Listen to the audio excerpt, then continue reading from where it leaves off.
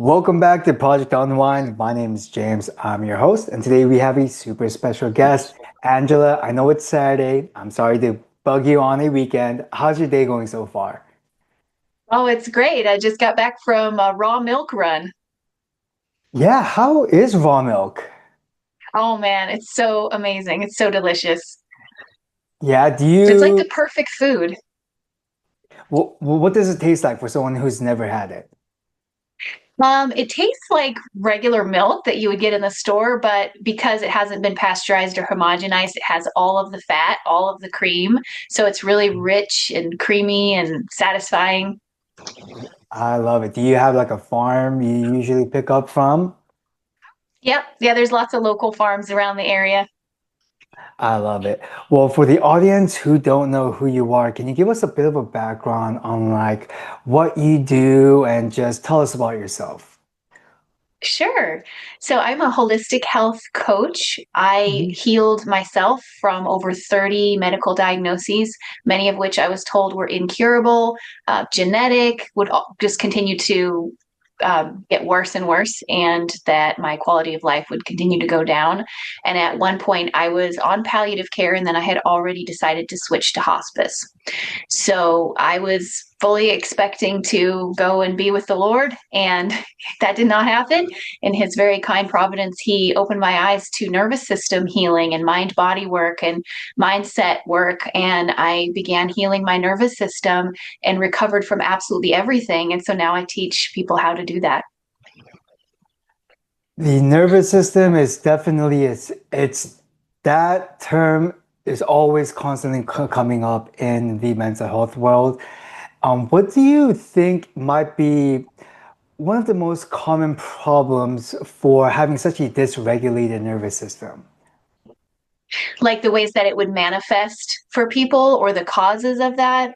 I would say the causes first, and then we can go into the how it manifests for people. Yeah. So I like to tell my clients that our nervous systems were designed for a different world.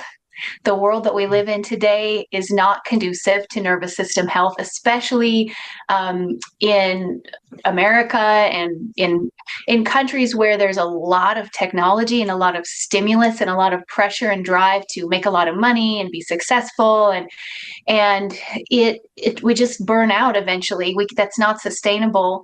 And also there's the huge element of childhood trauma and developmental trauma and needs that were not met in childhood, and the stigma against expressing and feeling our emotions. So Mhm. as people grow up, they learn it's not safe to express my emotions. I have to take care of myself. Nobody's here for me. I've got to be hyper independent. I've got to be a perfectionist, and that will help me feel safe. Mhm. And that is also not sustainable because we were created to feel and express our emotions. And if we go years and decades with suppressing those, they don't go away. They stay in the body, and eventually that will cause disease. Mhm. And I feel like that you've worded it perfectly. So when people talk to me, like when people take like a Xanax or they drink alcohol to help with their anxiety, I tell them like, hey, all you're doing is the problem is still there and it's actually growing larger. You're just not looking at it and you're putting your attention elsewhere. And when you don't deal with that problem face on, it can come back to bite you as something more serious down the line. And I feel like that's kind of like where people will live their whole life thinking that there's no problem, and all of a sudden they have a panic attack. And Mhm. after that panic attack, it's not like they have like this nonstop anxiety from the moment they wake up to the time they sleep, if they can sleep. And I always go like, you're not trying to heal that one panic attack. You're trying to heal this years or decades of all this negative emotions, trauma that was probably built up. And the panic attack just broke the dams open. And now the Right. floodgates are open, and there's a lot of healing that you need to go through. For Right. what are some ways people can so if people just express how they feel, would you say this will help avoid getting to that point where people have panic attacks, or what are some other tools people can do to heal so that they don't get to that point when things get super serious? hmm Well, that's the $1 million question. And Yeah. unfortunately, it can't really be answered in a few sentences. Hmm. But if I had to just pick one thing to really hone in on, it would be that we have disconnected from ourselves, from our true self and who we really are. We allow our boundaries to be trampled on. We feel bad saying no. We feel bad protecting ourselves and being true to who we are, who God created us to be, in order Hmm. to fit in or to avoid conflict or to get along. And the Hmm. longer we do that, the more we separate from who we really are. And the Hmm. body does not like that. It wants us to be true. And so, one of the big things that I had to do myself that I teach my clients is we have to learn how to love ourselves again, to love who we are, to embrace all of us, even the uncomfortable parts, the dark parts, the hard parts, to Hmm. welcome them all back into our full experience of being human. And there's a lot of very simple, concrete, actionable steps that you can take to do that. But those Hmm. involve things like changing the way you think about yourself and your symptoms and the world, changing how you talk. Your speech is so important. Changing how you talk about yourself to yourself is super important. So, those are just a few things that require change. And a lot of people, especially in this society, are used to just, well, I don't feel good, so let me take a pill. Let me take Yeah. something to suppress those symptoms. Yeah. I don't want to change. I don't want to have to do the hard work of looking at myself and my patterns and Hmm. changing. And that's really what it requires is you do eventually become a different version of yourself, a better version of yourself. And that's what leads to the healing. I love that. Yeah, I feel like we live in such a era when whenever there's just something like a little bit of discomfort or negativity, we always resort to distractions. And I feel like Mm-hmm. those distractions, it's as I mentioned before, it's just the pain and all that negativity just continues to grow in the back end. And until you can face it, it's it's just never gonna go away. And I feel Right. like loving yourself is a very difficult it might be difficult for some people. I feel like if I was talking to 10 years younger James, it would be, and I told him, hey, you need to go love yourself more. He's gonna go like, what? Like, no, I hate myself, right? Yeah. When, why is loving yourself like such an important first step?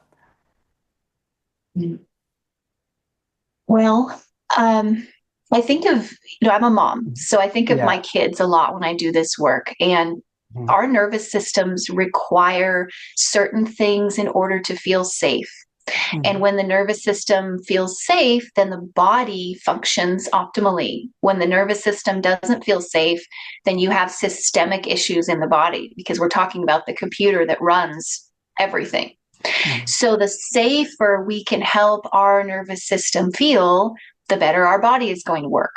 So, if our nervous system feels unsafe, then it's not going to direct the body well. And if we don't love ourselves, and if we're talking bad about ourselves, and we're talking about our symptoms, and I'm so broken and I can't, a lot of disempowering language, then that is directly giving feedback to the nervous system, teaching it I am helpless, I am disempowered, I am not safe. And Mhm. so then those chronic symptoms are going to show up like anxiety and insomnia. Mhm. Can that first step, does it always need to be start, doesn't it always need to start from like yourself, or is there a way you can teach someone to, I guess the way I'm trying to phrase this question is, no matter how much like when people come to me and I always they just ask me about like my experience with my mental health, and they go like, "Hey James, this is kind of like what I'm going through. Like, what would you kind of recommend, right?" And I go like, "Hey, I'm not a doctor, but I would say maybe let's first start with your sleep. Or if you're eating a bunch of junk food, I'm like, hey, let's try removing things here and there." And I love trying helping people where I can. But I've learned that it's so hard for people to change, and it's just it's like everyone wants to change, but they're not willing to put in the work. So when that happens, I'm all I wonder like are people choosing comfort over change, or what's I guess what I'm trying to say is what's preventing people from changing despite everyone wanting to change. There's not many people that do change. So what's kind of like the most common reason people decide to stay where they are despite wanting change? Yeah, you said it already when you said Hmm. comfort. That's, I mean, obviously there's multiple factors. Hmm. There's trauma, and I am trauma informed, so we always want to consider there's somebody who's gone through horrific things. It's going to be more challenging for them, and they're going to need more support and resources and outside help. But they can do it. They can heal, and that's the beauty of how God created our nervous systems. But for the average person, Hmm. there is, and again, it comes back to our lifestyle. So much of our lifestyle is geared around comfort. We have heat and air, and we flip a switch and the light comes on. So we're Yeah. so used to being comfortable that we have lost a lot of our resilience, a lot of our grit, a lot of the ability for us to endure hard Hmm. things. And with anything in life, whether you're learning an instrument or learning a new language or building a house, you are going to feel deficient before you feel proficient. You're going to, as I tell my kids when they're learning piano, I'll tell them, you're going to suck before you are really good. You have to be willing to go through that hard place where you go to the gym and you're lifting the weights and you're sore and you feel weak. And you have to continue on those days when you feel weak and sore in order to reach the days when you feel strong and powerful. So I do preface my work with my clients is that when you start making these shifts, you are rocking the boat, you're stirring things up, and your nervous system is going to resist at first because this is all new and unfamiliar and it's not used to doing things this way. So Hmm. there's going to be some resistance there. That's normal. That's temporary. That will go away if you persist. So if people go into it thinking it's going to be a walk in the park, and then they get disappointed and they realize, wow, this is hard work, then they can lose their momentum and kind of fizzle out. But if they know this is going to be hard, but I've done hard things, this is not easy, but it is simple. It is doable. It is, I can do this. Yeah, I always tell them, hey, it's going to be super painful to change, but it's also painful for things to stay the same. We just get to Right. decide which pain we want to deal with. Yeah, exactly. Hmm. Yeah. What are some of the mistakes you've made in your journey that you can share so others can learn from that without going through the same pain that you did? Yeah. Um, well, first of all, I mean, the biggest thing that I work with my clients on and that I had to overcome is fear, being afraid of my body and what my body is doing. And that, in my case, and I think in most people's cases, comes from a lack of knowledge, just a lack of information. When we Mhm. feel pain, for example, in our body, we assume, for good reason, something is terribly wrong. I'm broken. I have to go to the emergency room. When most of the time, well, when we're dealing with neuroplastic symptoms, there isn't actually something broken inside of you. Your nervous system is creating sensations for a reason. Your nervous system is well intentioned. It's just doing things that you don't really understand. And when you don't understand the messages that are coming in from your body, then you fear them. And when you fear them, you resist them and you push them away and you try to distract and avoid. And then you usually end up in these fixing behaviors where I would be like, I would try to figure out what it is and what did I eat, and then we start avoiding things and shrinking our world down. I can't drive now. I can't go out in public now. I can't eat this food. And so we just keep cutting things out of our lives, thinking that those things are the problem, but those things are not the problem. Those things are all safe. What the problem is, what the issue is a nervous system that feels unsafe and is so working so hard to keep you safe that it's sending you alarms and warning signals about all of these things that it sees as threats that are actually not threats. So the biggest thing for me would be fear, identifying that you're afraid of your body and working on that, learning the truth about your body and neuroplastic sensations, or what we call symptoms, and Mhm. then learning the truth about avoidance, how avoiding things, avoiding your triggers actually keeps you stuck, shrinks your world more, makes you even sicker. And the way out is to, in a resourced way, with support, with the right mindset, titrate back into those triggers in order to give your brain a new evidence that no, these things are not dangerous. These things are actually safe and I can live my life. I have a personal experience where you were 100% spot on. I actually had knee surgery last August, and when I went to my physical therapist like 2 weeks ago, I had my usual physical therapist was out, so the owner covered for me, and he was like, so he checked out my knee, and he's like, by the way, your knee is fully healed. And I'm like, what are you talking about? Like, I can't even run, I can't even walk downstairs properly right now. And he's like, no, your knee is fully healed right now. What's holding you back is your mind. And I'm like, Mm-hmm. what? Stop playing with me. And so he's like, let's give it a try. So he's like, let's go do a quick sprint. So we did a sprint and I was right. Like I ran like a baby deer who just doesn't know how to walk. And then he's like, okay, cool. So for the whole next hour, we're just gonna do one thing. I want you to jump off this box and land on your bad knee. I'm like, what? Like that's like my mind was like telling me there's no way I can do that. I'm gonna re-break my knee and I'm gonna injure myself and I was my body reacted exactly how my mind thought. Like for the first 20, 30 minutes, I was right. I kept falling, and I kept falling. And he said these one words. He said, your knee is, oh, no, he said not this one word. He said this one statement that kind of like switched my mindset. He said, your knee is already fully healed. You cannot hurt your knee anymore. Pain is not the same as, you know, discomfort is not the same as being harmful to your body. It's like discomfort is not bad for you. And then I just kept Yeah. telling myself that. And at the end of the hour, I landed a few times. And since then, my recovery has just kind of skyrocketed. I mean, I'm not going to say it's back at 100%, but we plateaued before, and Yeah. now we're back on track. So I Yeah. really like that. Like your body's just trying to keep you safe. It's trying to keep you from it thinks that this is a problem that's going to hurt you. Let's stay away from this. So you're just constantly, as you said, shrinking the world.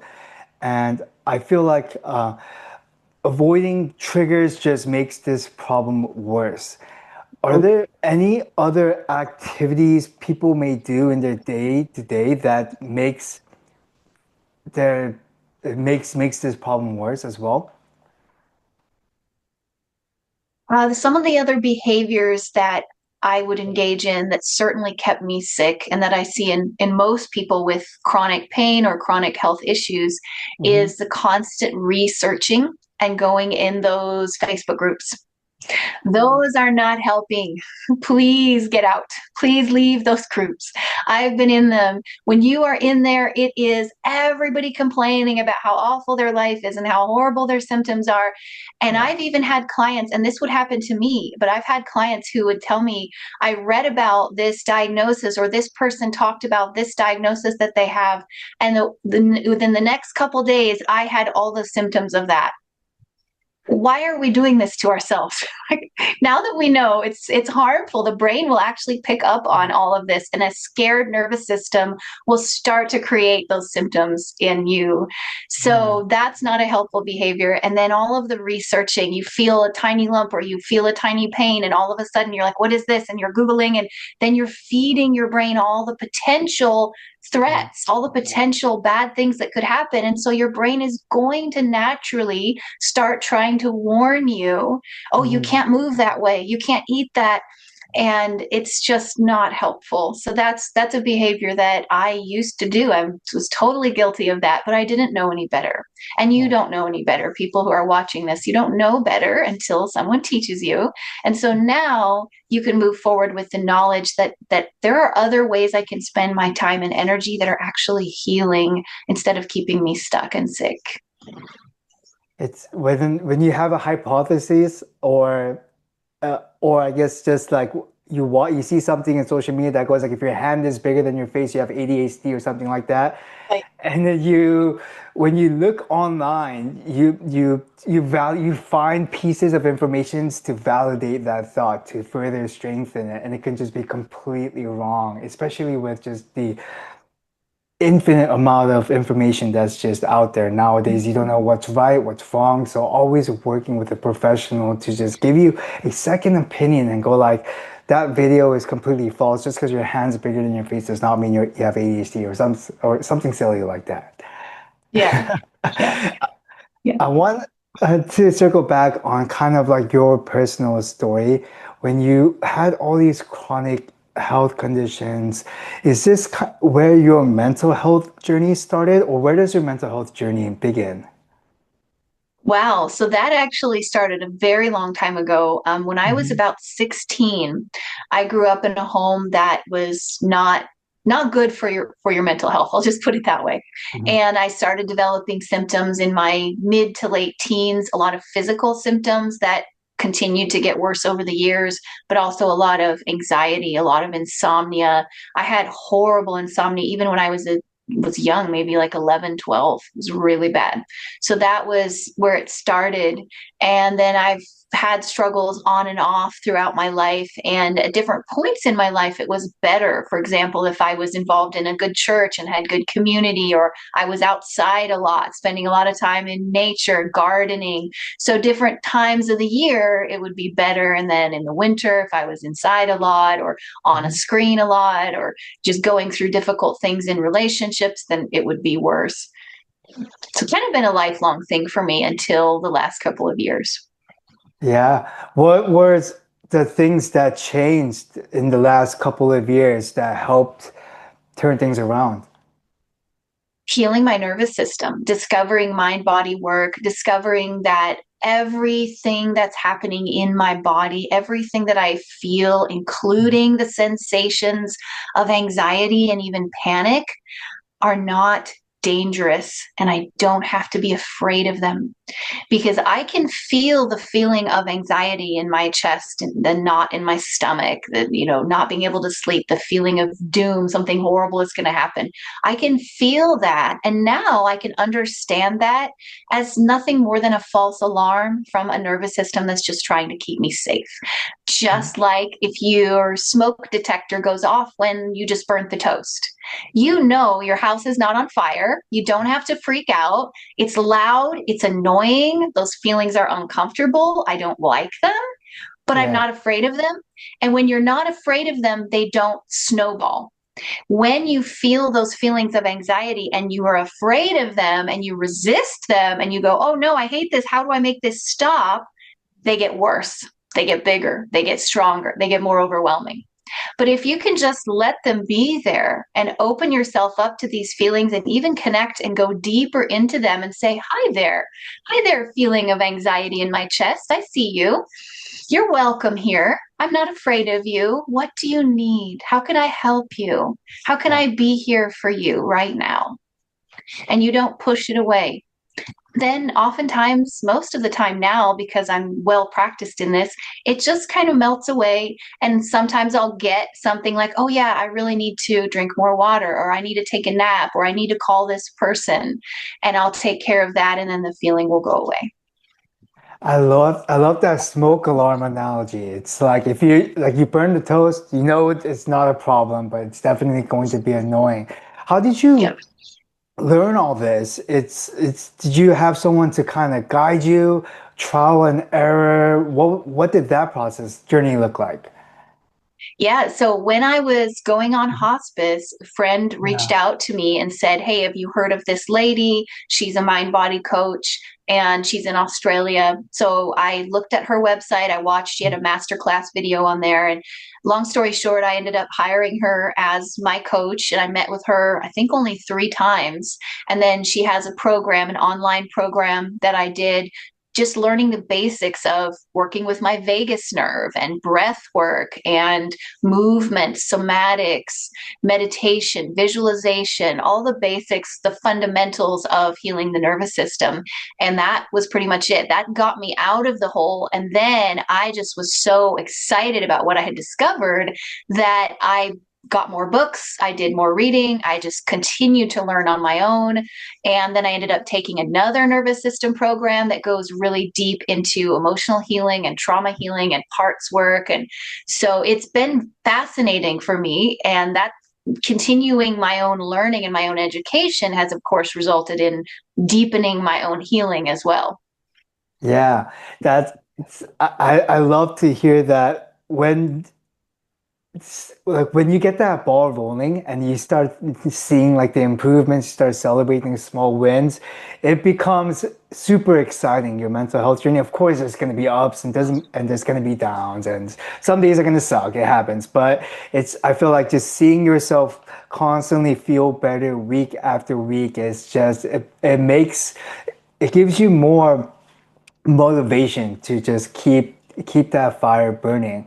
And one of the big things I get from customers is a lot of customers, they expect like they expect that healing to happen in like a week or two. And I always go like, no, healing doesn't, it's it's a process. And for people living with like anxiety disorder, you never heal anxiety, you should learn how to manage it better.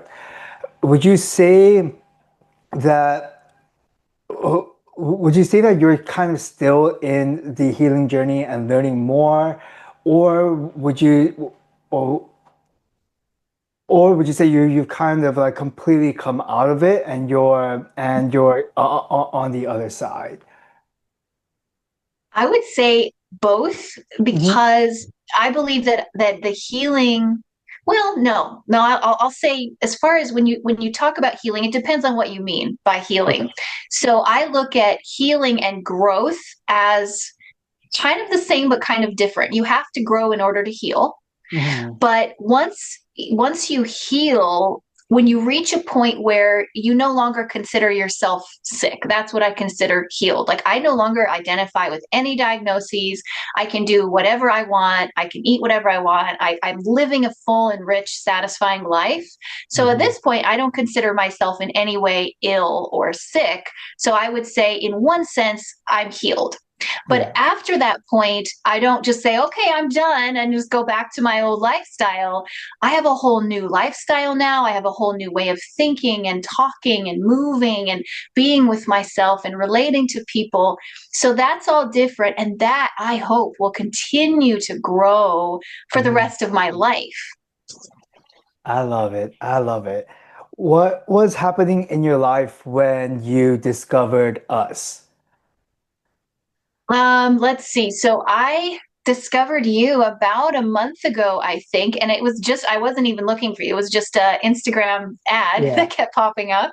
And it's no secret, I love plant medicine. I think God created plants for our benefit, Mhm. and anything can be abused. But if you use it responsibly, I think they have incredible benefits. I mean, mushrooms and cannabis and kratom and kava, and there's just all kinds of Mhm. beneficial plants out there if they're used judiciously and therapeutically. So Mhm. I saw yours and I thought, okay, I've used cannabis in the past. This is different, and I want to hear from you how it's different exactly, specifically. Yeah. And I thought, well, I'll give it a try. And so that's pretty much it. I wanted to give it a try because I like I was intrigued by the fact that it claimed to help with overall anxiety and not get you high, not make you feel like, oh, I'm loopy or I'm tired or I can't think Mhm. straight or any of that sort of stuff. Because I'm a mom, I work full time, I don't want to feel that way. Yeah. So that was really intriguing to me. Yeah. Well, I would love to answer your question. So when it comes to hemp, the biggest thing that people think about is CBD products. And I don't like hate CBD products. I know it works really well for some people, and there's a lot of lives that have been overturned, but personally, it just hasn't worked for me. And Yeah, same. I had tried CBD products in the past and it was just like, it felt like a total waste of money. yeah, it's and it's CBD is just like a single component of hemp, just like how potassium is a single component of an avocado. So CBD products are made by extracting CBD from hemp and using that hemp extracts to put into gummies or tinctures and things like that. But the analogy I like to give is if we extracted potassium from an avocado and made a potassium gummy, will that give you the same benefits of an avocado? And my answer to that, some people go, like, yeah, it's the same thing. But my answer to that is no, because in foods and in plants, there's a lot of tiny compounds that make it so beneficial, which is why I feel like there's a lot of healing power in food. And Right. so, for example, avocados have phytochemicals that have cancer-fighting properties. And if we just extracted potassium, it doesn't mean potassium doesn't have its benefits. You'll be missing out on the hundreds of smaller compounds in from the avocado. So when it comes to hemp, the only other way to keep all to get all those compounds will be to smoke it. But then when you smoke it, the temperature point of where hemp burns actually burns off up to 90% of these compounds. So you're getting like anywhere between like five and if you do like if you have like a special gadget that can burn it at a smaller at a lower temperature, maybe 5 to 30% of the plant. So what makes us different is we try to find the middle ground. So the cool thing, I mean, the complicated thing with hemp is that there are components that require heat for it to become bioavailable to the human body. Right. And there are all these other components that get burned off with heat. So we spent about 4 years in trying to find the best temperature point where we can get this group of um, components to be bioavailable while keeping all of these without burning any of these off. So our manufacturing process is super simple in that it only requires heat. So it's just me or my team looking at a industrial oven, and at like 217 seconds, we increase the temperature by like 3.7 degrees. And at 318 seconds, we decrease it by like 3.3 degrees. And we do this for several hours. And the reason why the research took so long is because every time, so we would first get the raw plant and then we'll have like, we're going to test out these temperature points and we'll go through the temperature points and then we'll send both the raw and the cooked out for labs and we go like, oh, the numbers didn't come out as good as where we wanted to be. Let's try increasing this temperature point by 5 degrees and let's add 218 seconds there. And let's also cool it down at this temperature point. So we're just kind of testing all these variables. And so it Wow. was a lot of trial and error, thousands of tests, and banging our head on the wall. Wow. That So sounds so like that sounds intimidating to me. Like I wouldn't even want to start that project. So good job for you for sticking with it. That's a yeah, that's lot. what it was a lot, but in the end, we created a super awesome product. So it's one of those things. It's like, yes, but this is also the reason why we actually are the first company to deliver hemp as an herbal supplement. And I get so many like haters go like, I can go and buy I can grow hemp in my backyard for $5. And I'm like, please try, like I want competitors. So because I want you guys to go through the pain that I went through in developing this process. But yeah, I kind of kid around like that. But I would say, yeah, that's one of the biggest difference. Right now, I would say we're not perfect. There are some I have some like R&D that I want to implement, but then to acquire some of the gadgets to elevate this to the next level is super expensive, so I'm kind of saving up for it. But I would say right now we're about like 85 to 90% of a finished product. But there's always room for improvement when it comes to things like this. Yeah. Yeah. Wow. That is so the dedication to have the vision, know what you want to produce, and know that it's possible, and Yeah. figure out how to get from point A to point B. So the cannabis plant Yeah. from which we get THC, which is the psychoactive compound, how is the cannabis plant different from the hemp plant? So, for example, if I'm sharing this with a client and they Yeah. say, I don't want to get high. I don't want to, like, I don't even want a chance that I could get high. I don't Yeah. want this to show up on a drug test. How do we differentiate between the two plants? Because they're in the same family, right? Yeah, it's just so I would say cannabis is a broader umbrella term for hemp and marijuana. So hemp has been used as traditional Chinese medicine for over 5,000 years.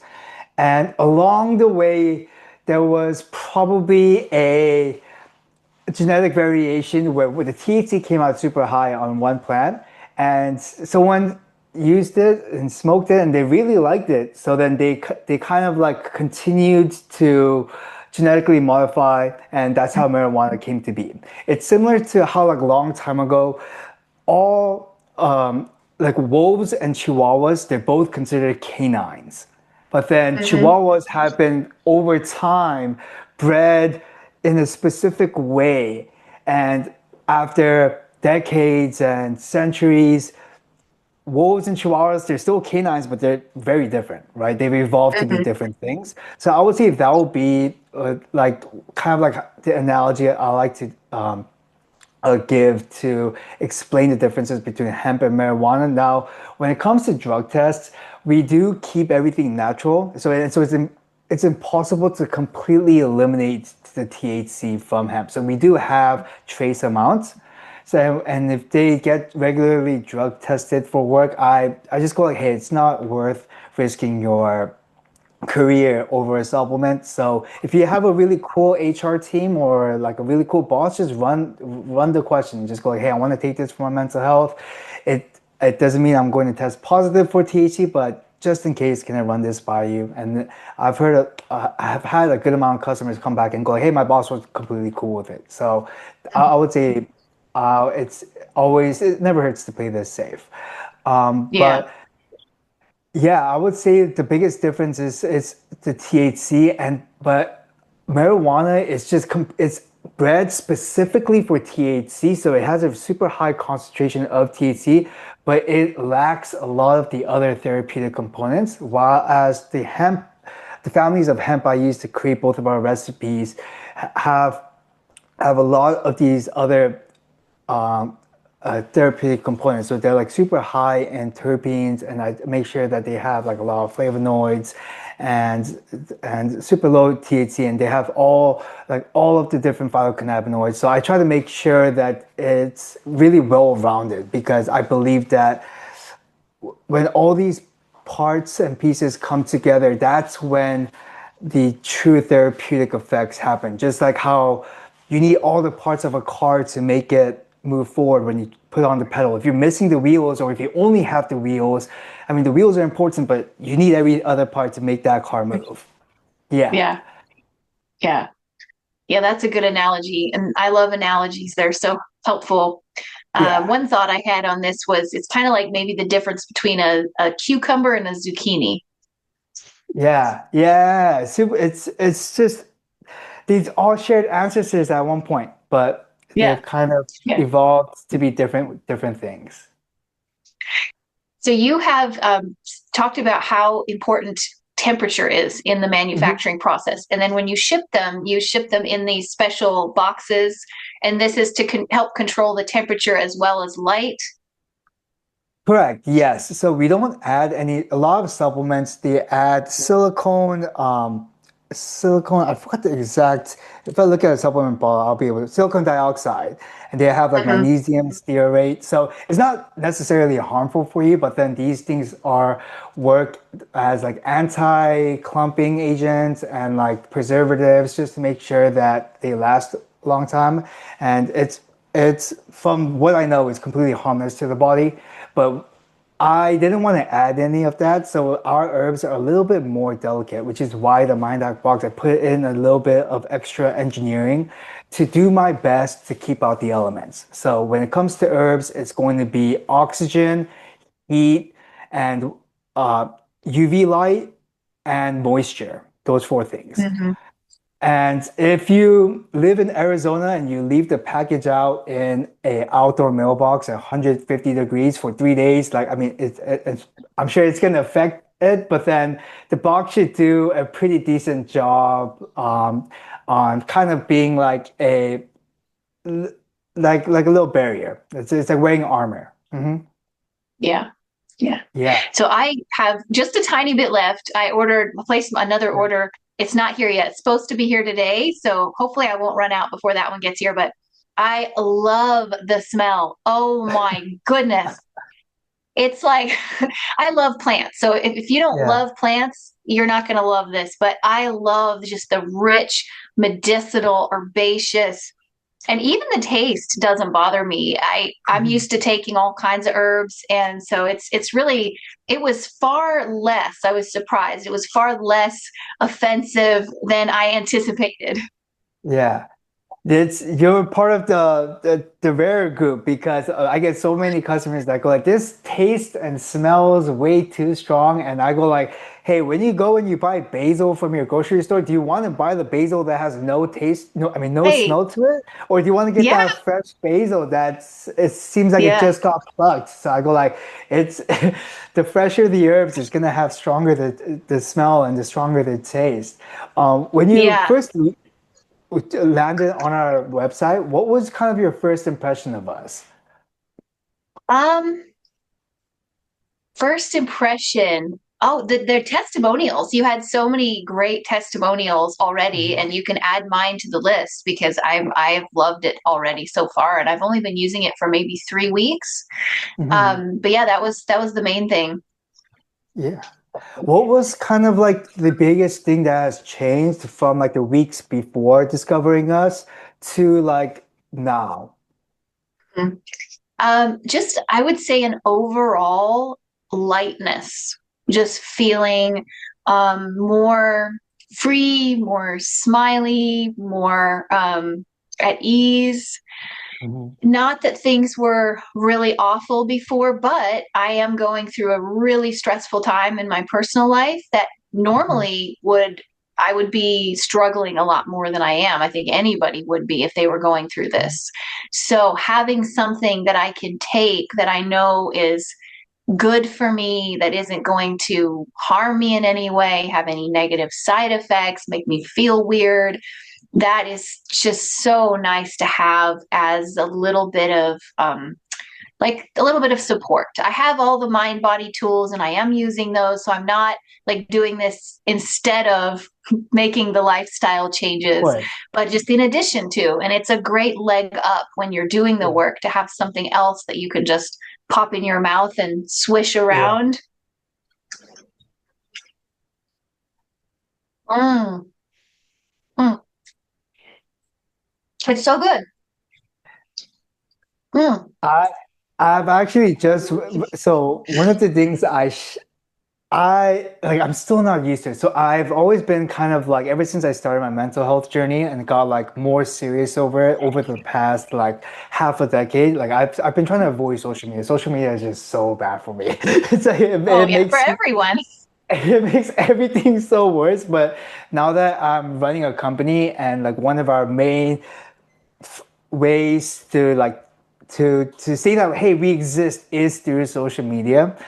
I've been like I've been managing like a lot of the posts and the comments and the amount of like, and then we just get so much hate because we're like a small company. We got all these like really good testimonials, and everyone's like, "Oh no, these guys seem sus." And there's also like people still racist people out there. It's like, "Oh, screw this Asian dude," and then and then one of the hate I got was like, um, how come in all of these videos they never take the scoop in the videos? Are Huh. these real people or are these AI or are you how much are you paying them?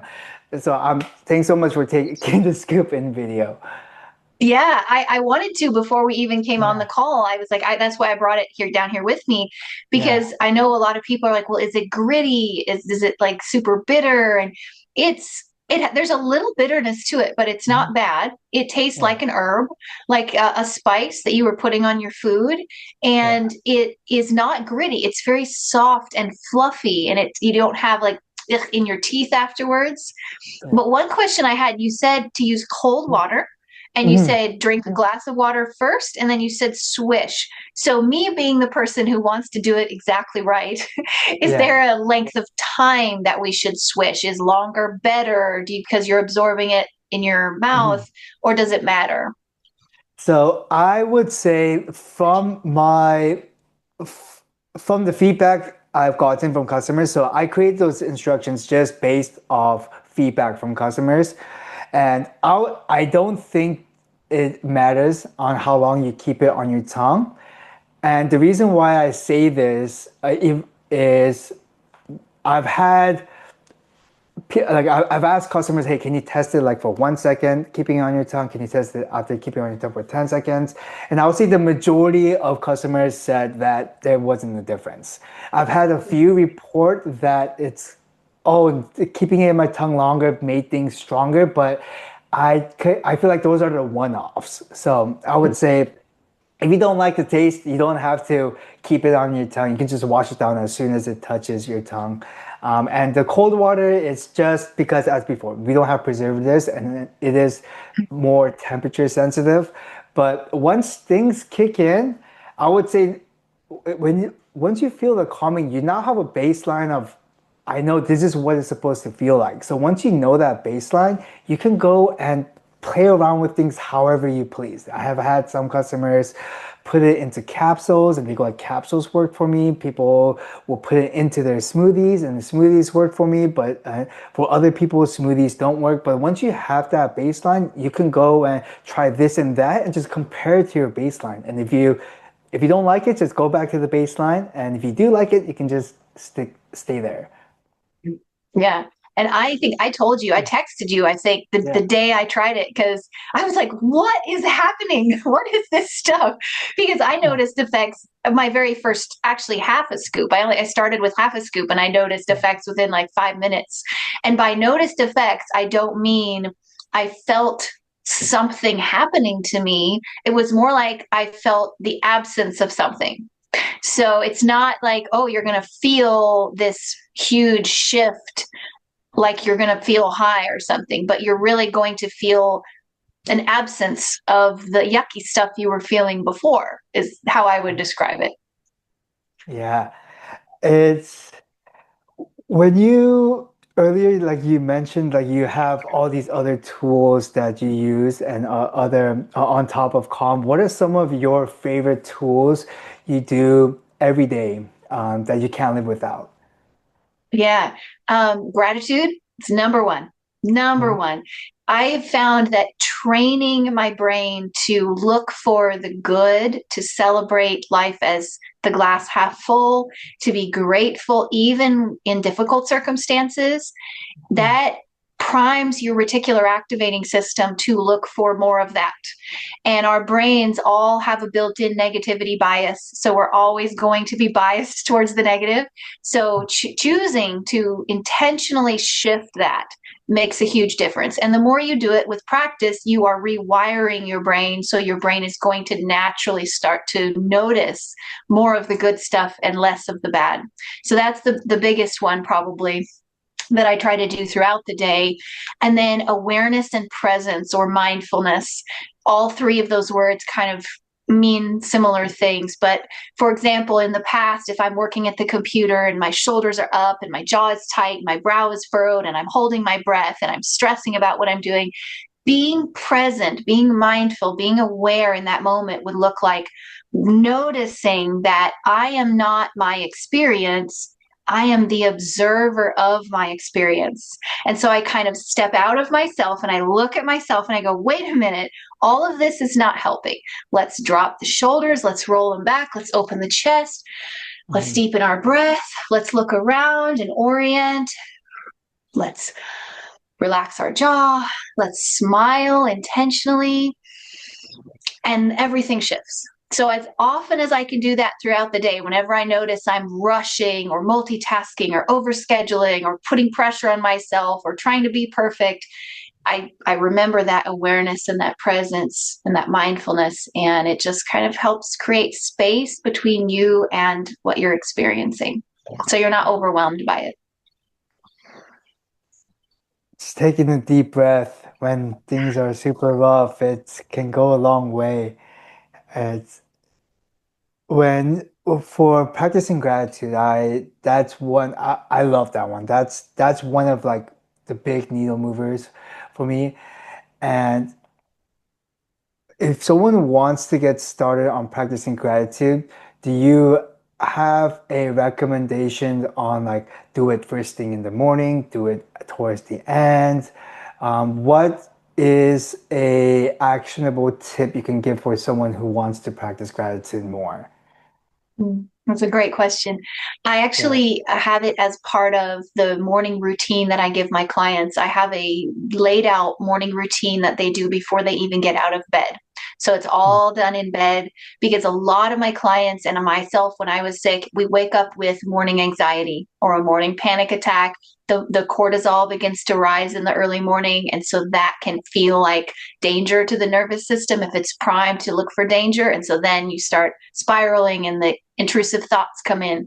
So as soon as you wake up and you're feeling that way, then we go into the multi-step morning routine, and one part of that is gratitude. So yeah, first thing in the morning is great, and then I always like to bookend the day. So doing it in the evening when I'm in bed, when I'm falling asleep, I always just go through all of the things that I'm grateful for, and then prayer as well. So I'll give my requests to the Lord as well at that same time.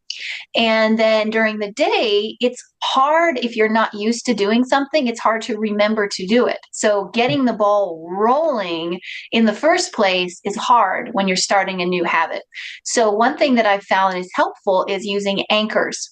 And an anchor could be a sticky note that you put around your house. It could be every time I open this drawer, or every time I turn the faucet on, or every time I unload the dishwasher or put something in the dishwasher. That is my cue to look for something to be grateful for and to practice that. So I'll use anchoring throughout the day as kind of a little like reminder or a little trigger. You can even put a reminder on your phone, and every hour just have that little ding that reminds you to pause, to orient, to ground, to breathe, and to practice some gratitude. I love it. When y- how important was faith for you in your healing journey? And um, was this something you've always had um, as a kid, or is this something that came in later in life? What does that look like? Yeah, that's it's everything, everything. So Yeah. without my relationship with God, Hmm. none of this is worth doing. So, and it's been since I was a little girl. I had a home that was not loving, was not warm, was not comforting, was not validating. And I felt very alone most of my life. And throughout all of that, God was there, and my relationship with Him sustained me through some very, very dark times. So he's always been the constant in my life. And I've gone through 12 surgeries. I've had multiple very rare medical conditions that have been corrected. And so I've gone through a lot. I've been in a wheelchair, I've been tube fed on oxygen, and in a lot of pain for a lot of my life. And during those times, there were definitely moments when I questioned, when I was frustrated, when I was upset with God. But because I'm his child, who else am I going to go to? So when I am frustrated and when I'm scared and when I'm mad, I go to him. And when I'm excited and when I'm grateful and when I'm praising him, I go to him. I just go to him for everything. So it's everything. And the other thing too is that dovetails with that is fear. As we talked about earlier, fear is so damaging to our mental health, to our physical health. And if we persist in patterns of fearful speech and behavior and thoughts, we're harming ourselves unintentionally, but there are ways that we can get out of that. And the biggest thing that has been helpful for me in overcoming fear and that I teach to my clients is trust. Trust is really the antidote to fear. Because when we're afraid, what do? We try to control everything. We try to control our environment, control our food, control, our world so bad things don't happen. But we can't do that. Control is an illusion. Nothing is really truly inside of our control. Mm. So when we realize that, then we have no choice but to trust the one who has everything in his control. That's beautiful. I'm a Christian too, so I just wanted to hear your journey with faith. And yeah, we just started 2026. It's a new year. Do you have any goals that just seem a little bit easier to reach now that you have unwind in your back pocket? Yeah. So the biggest goal for me this year is to get free from this abusive marriage that I've been in for a long time. Mhm. And I wasn't planning to get out. It just happened in God's providence that situations occurred, circumstances occurred, and I was forced to get out. And so this process has begun, but I have a long road ahead of me. He's not making it easy. And at every turn, there is persecution and trials and suffering and stress and difficulty and slander and defamation and lies. And I have to just give those to the Lord, but it's very, very stressful and it could be dysregulating. It could be very damaging for me mentally and physically if I didn't have the tools that I have. So I'm very grateful that I have the mind body tools, the spiritual tools, and then also the herbs that God has given us. If someone else is going through a very dark, difficult times, they're going through a trial that just seems never ending, they're at their wits' end. What is something you can say to them? Or what's a message for someone who is in that dark period of life?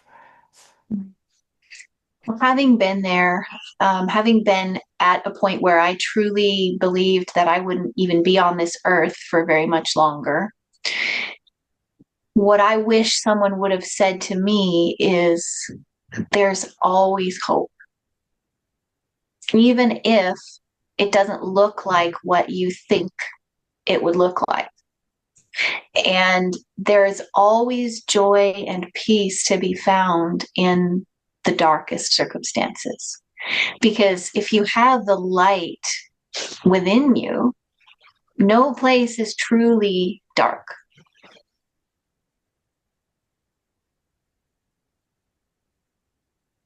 I was gonna say that's a really great ending, but I always wrap up these podcasts with three speed round questions just to throw you some extra curveballs. Oh boy. Angela, okay. The first thing is, what is your most favorite thing to do in your downtime? Something to do with music. I love music. So singing, just singing praises to the Lord, playing the piano, playing a flute, playing a tongue drum. I have lots of like nervous system friendly instruments around the house with resonant frequencies that just feel so nice when you play them. So something like that. And with for those listening, singing and dancing is another tool for like if you're having a really bad like day or like if you're dancing and singing, it's just impossible to feel bad. So it's worth a shot. Just blast some music you love and dance and sing your heart out. So I love that.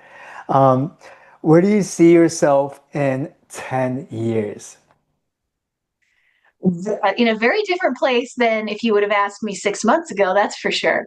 Yeah. So hopefully in either a small home, smaller than this. This home is just too big for me to maintain by myself, being a single mom now. So, a smaller Yeah. home with my kids, homeschooling them, working from home, pretty much everything that I'm already doing, minus all of the court and legal stress that I have going on, because that's really where I'm happiest is at home with my kids, being involved in their lives, in their education, spending time with them, at church, making friends, nothing grand or exciting, but that's where I'm happiest. And that's where I feel God is using me.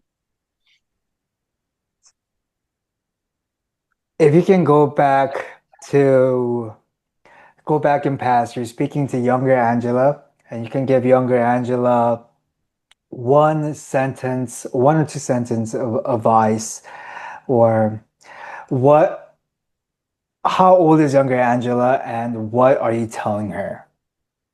Mm. I've done a lot of inner child work as part of this process. And so Mhm. I've spent a lot of time with my younger self, and so much of the time she felt unloved and unseen and abandoned. And so I would just look at her and tell her, you are wanted. You are so special. You are so, so unique, and you are so loved. And it has nothing to do with your performance. I love it. You have an amazing social media channel where you share like really, really good advice on just healing and just so much positivity. Where can people find you? Oh, thank you. It's Heart Song Renewed on Instagram. Yeah, and I will leave a link for that below. But yeah, that wraps up the podcast. Angela, I truly appreciate you for taking the time to hop on. It's been an amazing conversation. Well, thank you so much, James. Likewise. And thank you for an amazing product and all the hard work that you've put into its development. Yes, ma'am, man. I'm excited to show you. This is just a start. We're gonna do something big, and I'm gonna help many more people out there. So I'm excited to show you what I have in store for this company. Well, that sounds even better. Awesome. Well, thank you all for listening. I wish you all a healthy and happy day. Peace.